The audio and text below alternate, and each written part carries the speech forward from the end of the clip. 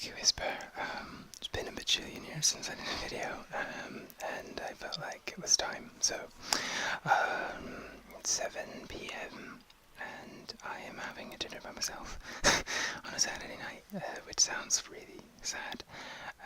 But I was just out all day with my friend in central London. We were doing some shopping and stuff. My partner's at work until 9, and my flatmate is out with her friend seeing a play, and I'm a little bit tired, so I thought I'd just come home and relax. And I happen to have some food here, so I'm gonna eat dinner, so you can have dinner with me.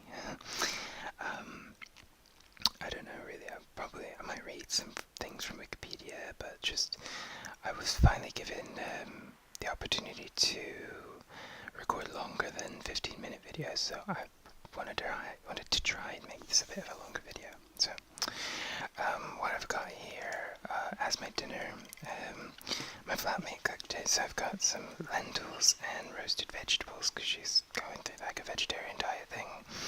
So everything she makes, oh, sorry about that. Let me turn that off before it gets too annoying. Salad under plate outside, more lettuce in the fridge. Oh, these are my instructions for the dinner. Oh, okay. Well, whatever. I don't really care how I eat it, so anyway, so it's a lentil kind of thing. Apparently there's a salad, but I'm not really in the mood for a salad anyway. It looks pretty good. I had a bit of a taste.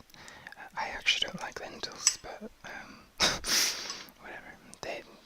Both my partner and my family like them. I've got a jar of olives, some pitted ones that look like they're filled with cheese, and then some unpitted green Greek olives, I think they are. And then this is one of my favorite drinks. It's in a beautiful new crystal glass that we got on eBay. They're like normally £65, but we got this one for like 15 or something, so it's really nice, really weighty and good for drinking cocktails. But this is made, this is just tonic with Aperol. Aperol's like an Italian kind of aperitif spirit drink, and you can have it, if you've ever heard of an Aperol Spritz, that's a really good drink. And all you need to do is just add like, I think, equal parts of Aperol, and then just like a cheap champagne, and it'll make it something really nice, so definitely give that a try. Anyway, I'm a little bit hungry, so I'm gonna go ahead and get started actually. Okay. Anyway, yeah, so.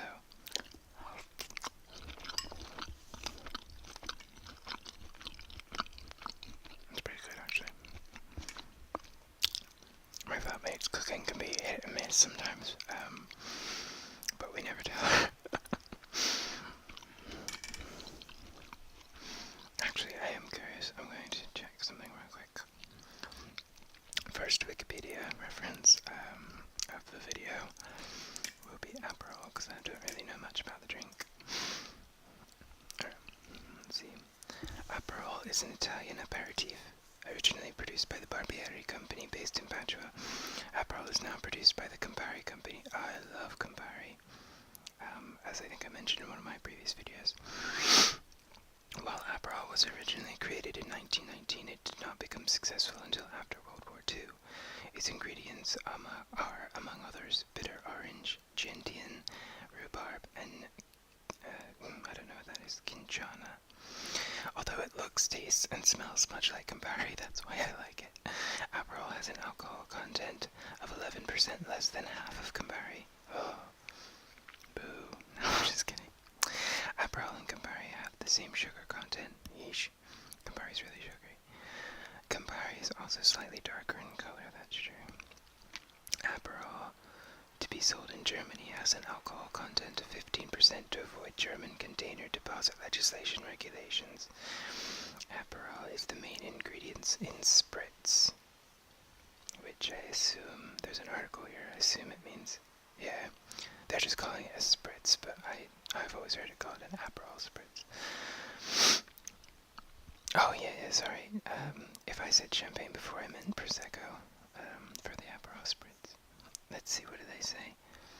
One part Prosecco, 1 part bitters, and 1 part carbonated water. I wouldn't put the carbonated water in there, actually. The bitters is the Aperol or the Campari or something. I wouldn't do the water, but definitely over ice and a garnish with like an orange slice. I don't have an orange, so unfortunately I don't have anything in this drink with me, but oh my lord, it's so good. It's such a summery drink.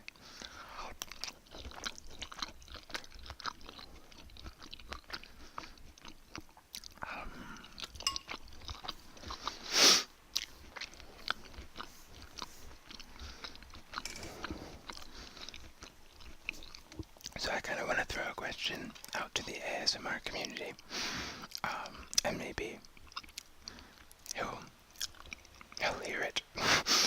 Whatever. Does anybody know what happened to Nate Whisper? He made like a roasted veg and chicken video or something, and then he just like disappeared, and he has not made a video since. Let me check.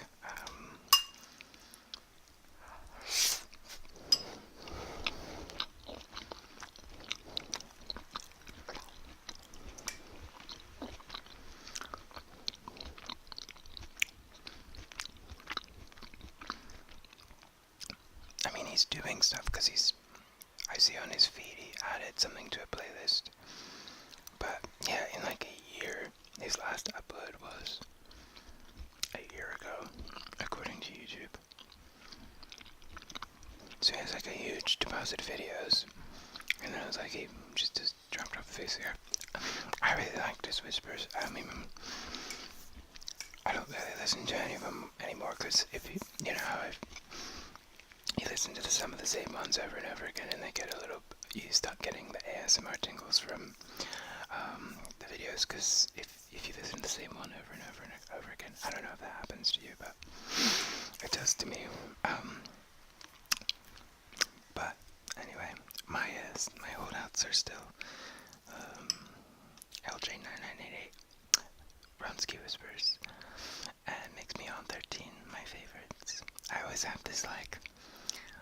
I wish that the 4 of us could meet up in a room. I know that sounds really creepy, but just to be like, hello, because I feel like, you know, when you listen to people talking about their lives and stuff on videos, and you see into their homes and everything, you feel like you know them a bit. Ronski Whispers once said in one of her videos, she's like, you know, she considers her listeners and stuff her friends because she talks serious things about her life with in her videos, and I know what she means. God, at this rate, it's gonna take ages to eat this.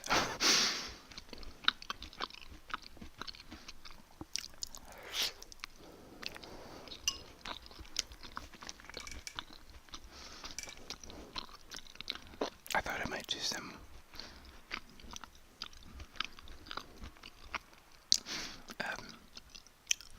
request answering in that. I've had a lot of requests over the last few months. People in private message being like, can you do another German video? Can you do another German video? And I'm absolutely happy to do that. I just keep forgetting. So, let me find something. I'm gonna do a German reading real quick. Just a short one on, no, that's not what I want. On, I guess, the Magic Flute. Because the Magic Flute is coming to the Royal Opera this year. This season, I think, and I want to see it, so, I'll just do a little bit of a reading about it. Auf Deutsch. Sorry.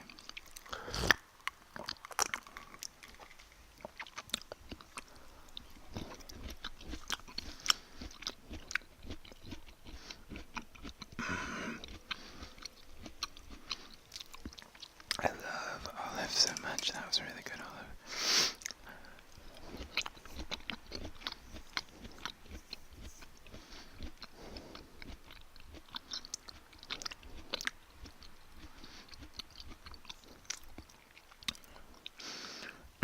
Okay. The Magic Flöte in German, which is German for the magic flute. Again, I do remind you, I do have a German, I minored in German in university, but I'm not like a master of German or anything. But I did study it, and I did take it quite seriously, so I do have an accent. And I haven't spoken it very much recently, so I'm a bit quite rusty actually. Anyway, let's try. Die Zauberflöte ist eine Oper in 2 Aufzügen, die 1791 im Freihaustheater in Wien aufgeführt wurde. Das Libretto stammte von Emanuel Chicanet, der die Musik komponierte Wolfgang Amadeus Mozart. Musikgeschichtliche Bedeutung. Das etwa 2,5-stündige Werk zählt zu den weltweit bekanntesten und am häufigsten inszenierten Opern. Die Arien, zu denen unter anderem der Vogelfänger bin ich, ja, dies Bildnis ist bezaubernd schön, und die Arie der Königin der Nacht, der Rache kocht in meinem Herzen. Also an amazing song. Zählen sind auch vielen vertraut, die die Oper noch nie gesehen haben. Da die Oper leicht zugänglich ist, wird sie gelegentlich so inszeniert, dass sie sich ganz gezielt an jugendliche Zuschauer wendet. Auch aus dem erinnerten Theater wird sie bisweilen gezeigt. Durch das umfangreich ausgeführte Kontrastprinzip verdeutlicht die Oper sehr gut den Zeitgeist der Wiener Klassik. Was auch Charakter.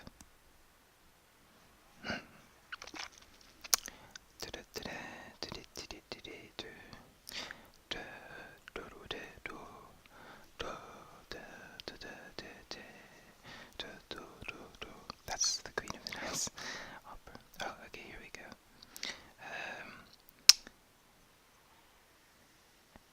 Yes, den Teil.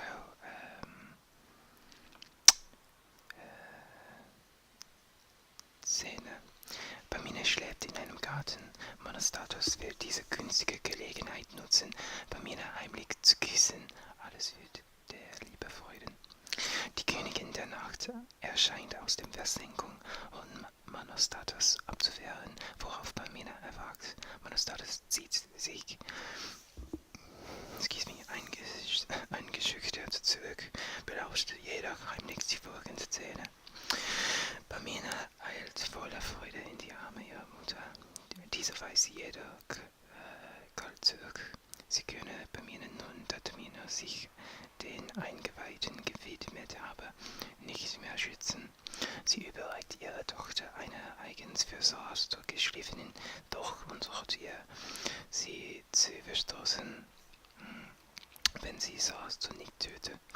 Dadurch will sie den alles verzehrenden 7-fachen Sonnenkreis zurückerhalten, den ihr verstorbener Mann dem Zoroaster vererbt statt, wie alles andere, ihr Erpressen, Paminas Flehen,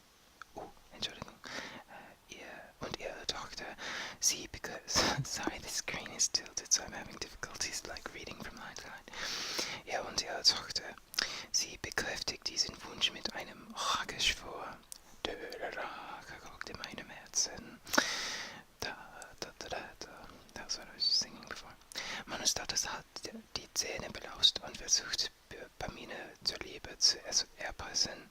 Paminas Flehen lässt Monostatos ungerührt, doch Zoroaster erscheint.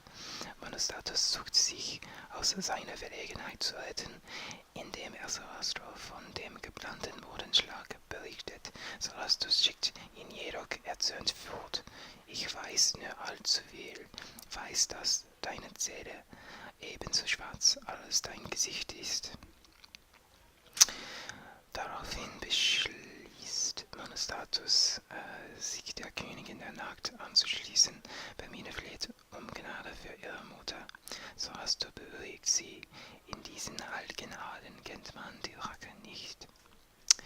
So, that's my favorite scene from the Magic Flute, the Queen of the Night. Vengeance aria. It's probably one of the most popular pieces from the opera itself as well, so you may have heard it without recognizing the title. I do apologize that my German's gone a bit shite, but what are you gonna do?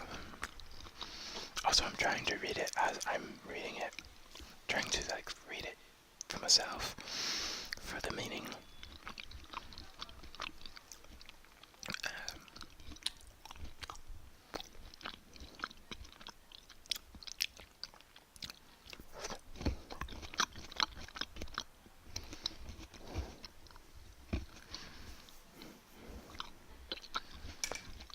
So, WikiWhisper will be pleased to know that I have signed up for a 10k to do with people at work, which she's probably like, 10k, big whoop. I know. But it's a big deal for me. I've never run 10k in my life, so I better get on it, the training and all.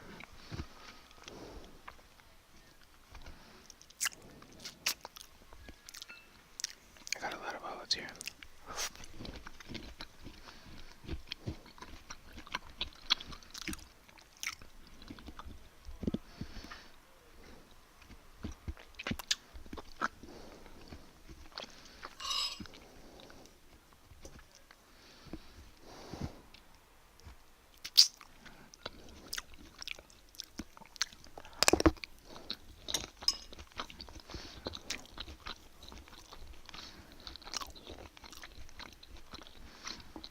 Use a wire. It's to the microphone thing that I use. I know that's lame, but it's better than just using the laptop, and it gets less external noises, because I'm sitting right at this windows, looks right out onto the street, and there's loads of cars and trucks and motorcycles and stuff going by, lots of people as well, so it can get kind of noisy, so if you can hear that, I'm sorry.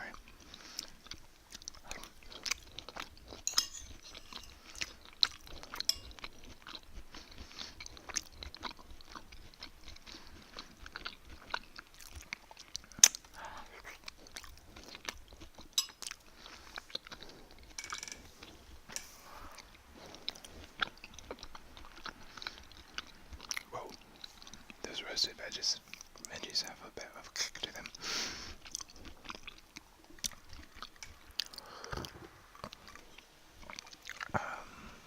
Yeah, it's good. I found this in Sainsbury's for like the Aperol that is for like £12 once, and I was like, yes, I will, thank you very much. Because there was this little like Italian deli next door to us where we used to buy from there, and it was like literally £22 or something. It was just unreal, and we used to not buy it that often because of that, but now that we can get it cheaper at the grocery store. Sorry if that noise doesn't bother you, I'm not trying to do it, it's just there's 4 ice cubes in here, and it may look deceiving, but it's not a humongous glass, so.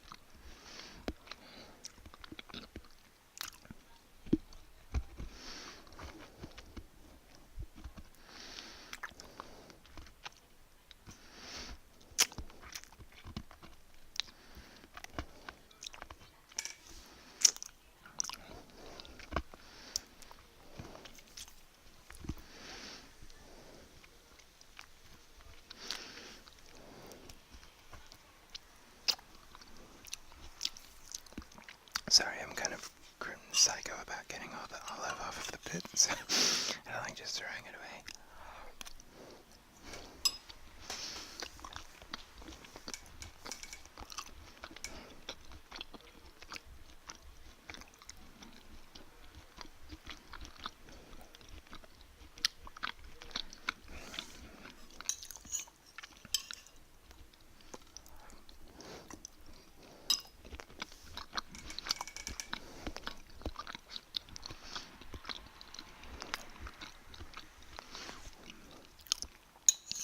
As I'm eating this, I'm like dreaming of XII, which is a Japanese restaurant that kind of specializes in sushi and like really, really healthy foods and stuff. And I'm just thinking, my kingdom for a sushi 3 ways box. It's so good.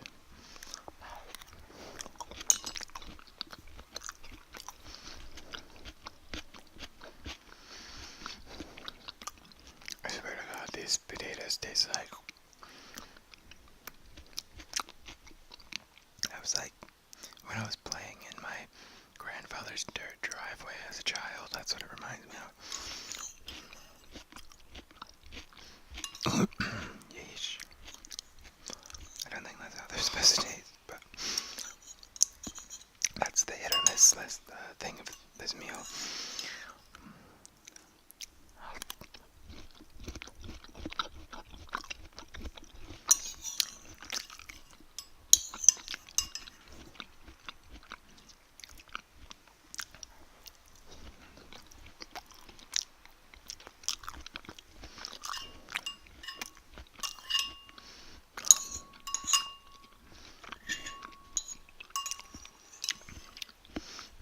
I bet that's going to be annoying to watch.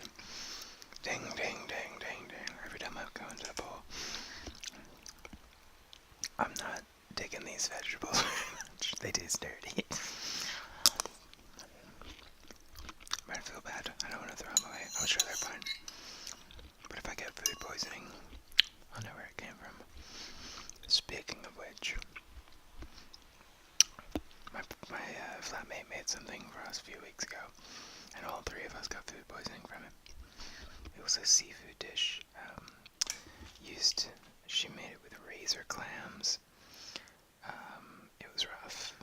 I came home from work early, and I watched the presidential inauguration on the internet, and I was like, ugh. It was literally 24 hours of just like us all visiting the bathroom. I'll let you fill in the dots from there. I was gonna look up something actually on Wikipedia. Balls. Oh right, razor clams. That's what she put in the dish, and we're all certain that it was those razor clams that made us sick.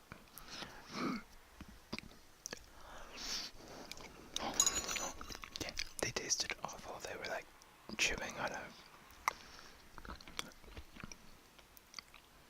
I don't even know what. It was like a rubber, thick... Oh, I don't know. It was like... They're so weird. When you eat them, or rather when you're preparing them, they're still... And they should still be alive. Imagine like a tube. And, like, so if that's, I mean, obviously it's not that thick as a palm, as my fist, but there's like a little tube, and this is gonna be obscene, but it's like, they're like laying in this little thing, which looks like a long, it's difficult to explain actually. It's like this cylindrical long shell. It looks like kind of like a big candy cane, the ones without the hooks on them, so like just the bottom part, and they're somewhat pretty, but they actually are like going like this, like, and then you can see them like moving in and out, and if you touch them, like, they're on the inside, when they're open they'll be like so gross. It was like gross. Throw it in the boiling water.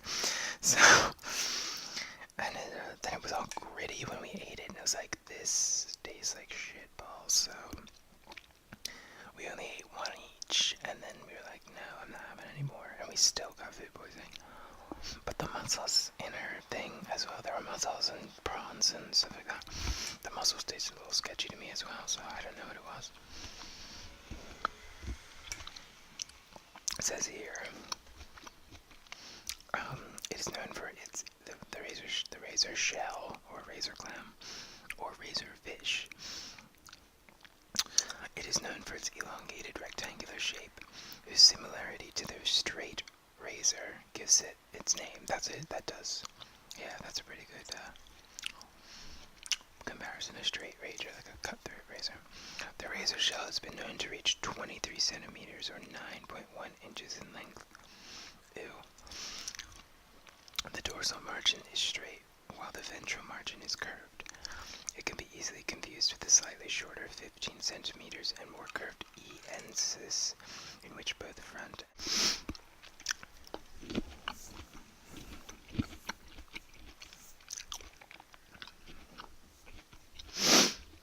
I didn't grab a napkin either. Oops. Anyway.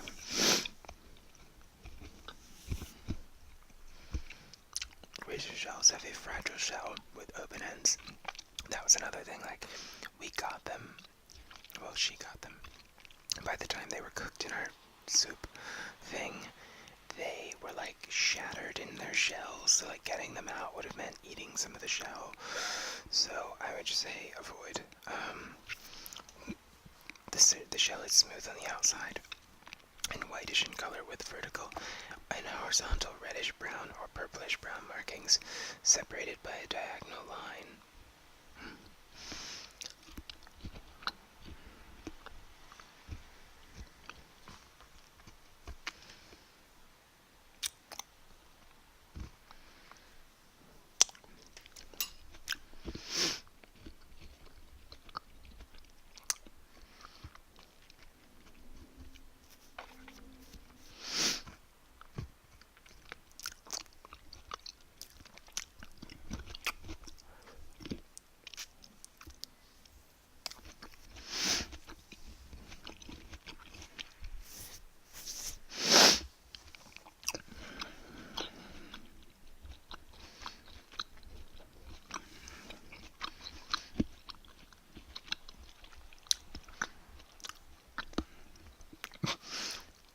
This article is part of a overall group called Edible Mollusks.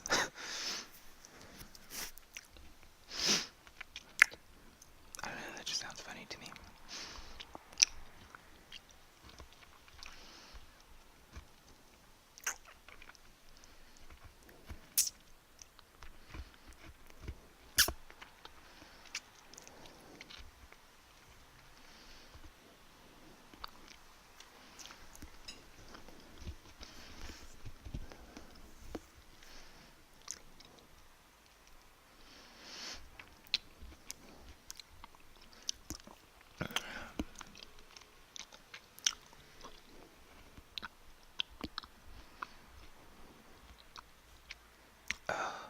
I'm just looking at like these edible mollusks.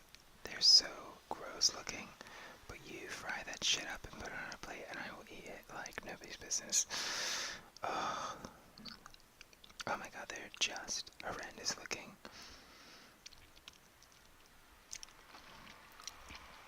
Ew, and there's like pictures of people holding them that they've caught. I wouldn't be... I know that's completely irrational, as I'm willing to put it in my mouth once it's cooked, but when they're alive and... oh, blah, blah, blah. Gross. Oh, it gives me the shivers. Oh, I need to stop looking at this stuff while I'm eating. Oh, they're so, like, alien and rubbery looking. I guess people would be like, well, they're rubbery when you eat them, but I don't know, they're different when you eat them.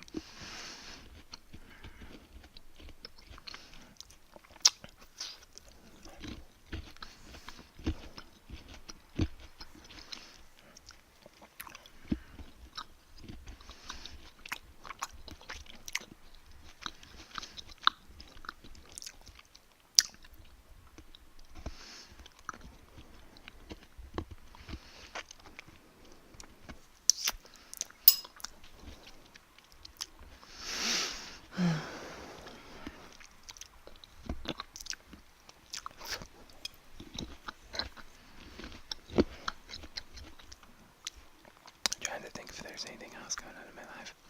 I'm moving soon, that's exciting. The three of us are moving in together into a different place, much bigger. An actual proper house, so I'm really looking forward to that. We just found it, so we still have to get like credit checks and everything, so hopefully I won't be coming back to you next time I make a video being like, oh, by the way, that fell through. I'm going through my timeline, how losers,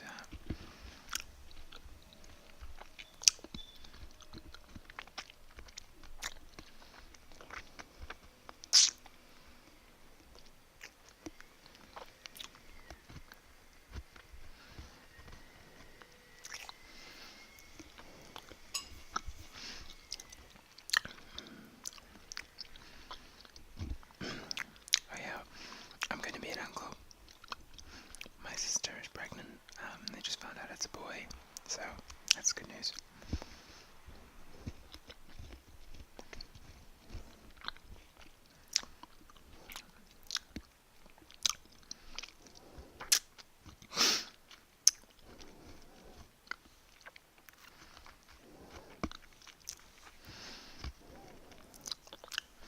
One more olive.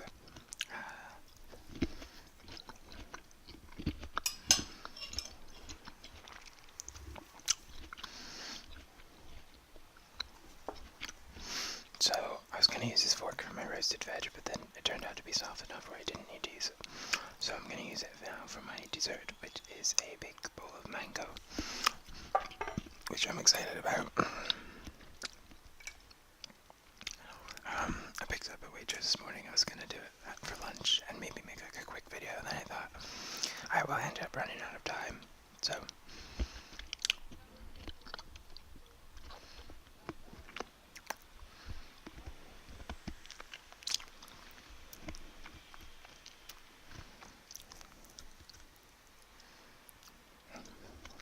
God, I hope I haven't lost my edge at making these videos. Not that I was ever like amazing, but I hope it's relaxing.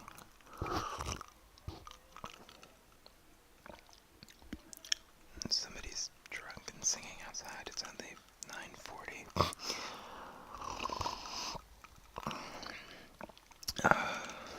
Lovely. Okay, just grabbing my mango. Sorry, the damn cord on my microphone got caught. Confusing, but just go with me. It got caught in my shoe, and so it ripped out of my computer when I stood up, and my computer camera thing just stopped recording, apparently due to that. So anyway, so as you can see, it's quite a big thing of mango, but I love mango so much. It's only been something that I've been interested in the last year and a half or so. I got into it because I was at the grocery store across from my office, and I used to always started picking it up as like an afternoon snack instead of the chocolate bars that I always used to get, and now also get because I've moved office. So anyway, but I hope it's not too hard or anything. Oh, sorry. That was pretty good. Yeah.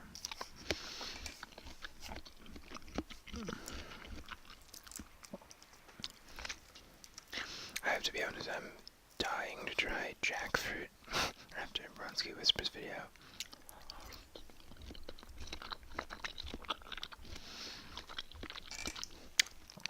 I'm gonna do, I type in where to get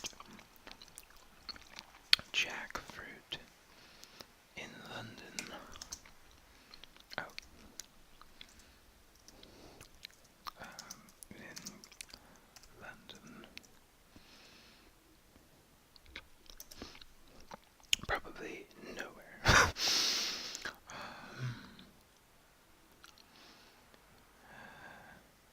London, Chinatown. Oh, that sounds like the right way to go.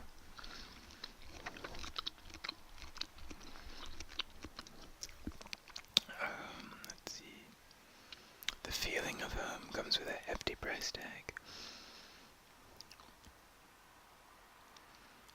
Let's see here.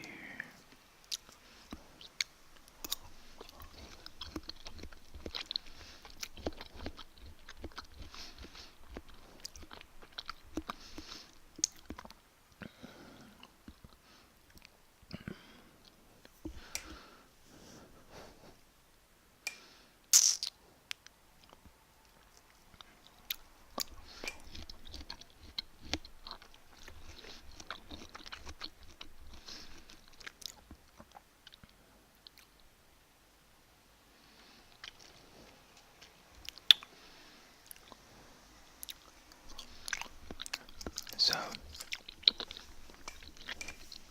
it says, it's actually like a little story.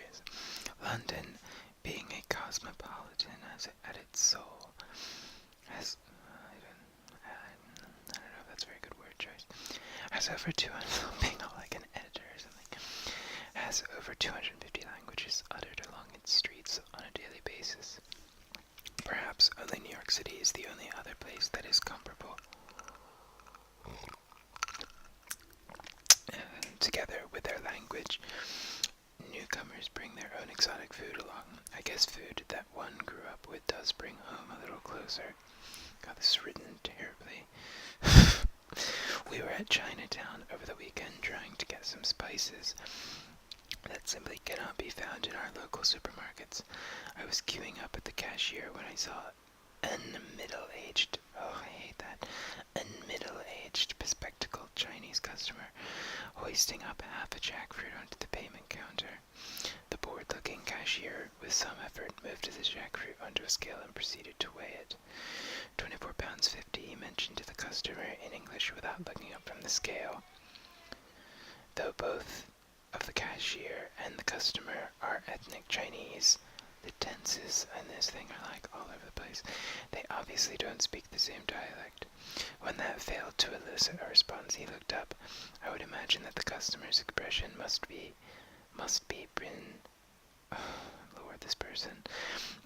been pretty amusing, as the cashier was trying hard to suppress a smile. The customer waved his hand in a hurried manner, muttered something under his breath, and quickly left the shop, leaving the jackfruit on the counter. It's apparent that he wasn't prepared to pay the premium for having that jackfruit flying halfway across the globe. As I walked out of the provision store, I saw that the jackfruit has been returned to its basket. I guess the customer wouldn't be keen on the durian as well. I'm not sure about durians, actually. I heard they're like, you will either love it or you will hate it. It's like a real Marmite kind of thing. Like, you know, some people taste it and they think it's the most amazing thing they've ever had in their entire life. And other people are like, get that away from me, because apparently it smells really strongly.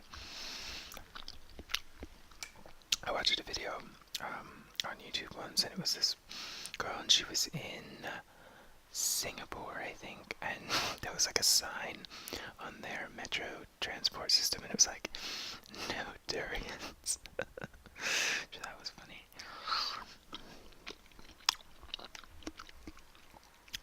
We don't even have like no gum, we have like no alcohol here, but that's even somewhat recent. But no durians, like no carrots.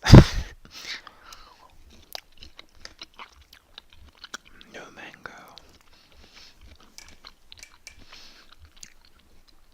But I guess that makes sense. There are these signs in the underground recently, or within the last few years, since I've been coming to London at least, and it's been like these two little characters sat next to each other, and this one will they're like little cartoons, and one will say like, I won't eat loud music, or I won't play loud music, and then the one next to it will be like, and I won't eat smelly foods, which happens late at night, especially I was just on the tube coming back home from Oxford Street, and a bunch of silly young girls got on the tube, and one of them had a giant like burrito, and they were all like dressed up to go out, and it's like, yeah, that's really classy, but yeah. So it just was like reeking throughout the carriage of like cheap burrito.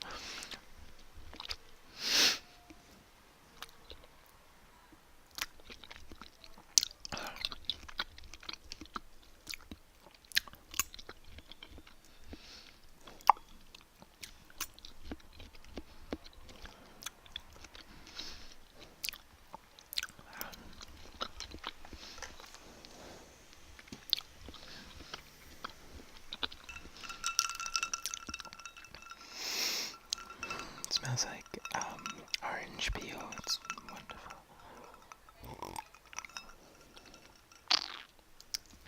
I love like any kind of bitters, really.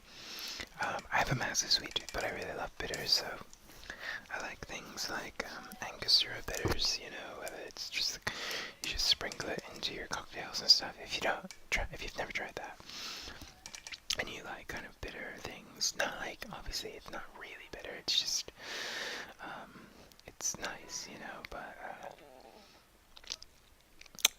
there's a chance you won't like it. Not everybody does. I had some friends come visit me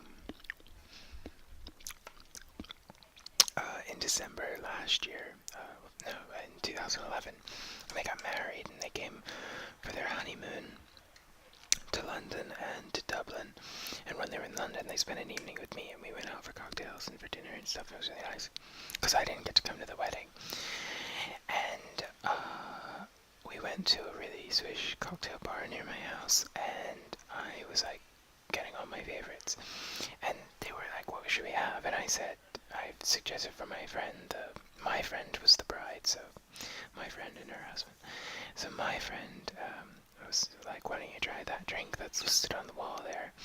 And it was like a 1940s poster for an Americano, which is made using Campari, and I was like, I love Campari, it's really good, yada yada yada. And she ordered it, and she sipped it, and she was like, her face like turned inside out. She hated it, so I ended up just swapping with her, because I think I had like a rose gimlet, which was really lovely. So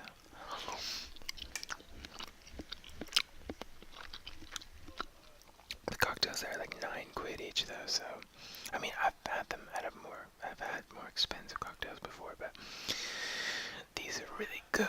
So you go and you want to have a few, but all of a sudden you like walk out the door and you've spent £120. Whoops. And it's the first weekend of the month. Balls. There goes my paycheck.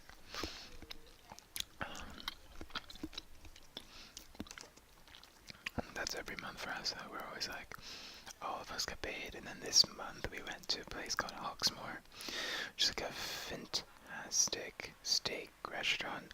They do other things, but like I had, my partner and I shared a T-bone, and it was mouth-watering and eye-watering. It was so good. The cost was also somewhat eye-watering, but our waiter used to work for my partner at the wine shop, and so he gave us a few things for free, and we brought our own wine, so all we had to do was pay for corkage, and so that was really good. So we shared a giant, it was like a 1,200 gram T-bone between us, and then our flatmate got a running on empty for my battery. My flatmate got a fish, because she's intolerant to meat, but she got fish, and then I got a little pot of macaroni and cheese, which was like gourmet mac and cheese, and then a pot of like gourmet chips or fries. They're like thick, double, like the really big, thick cut chips, and they were so good, and I was like weeping. So amazing.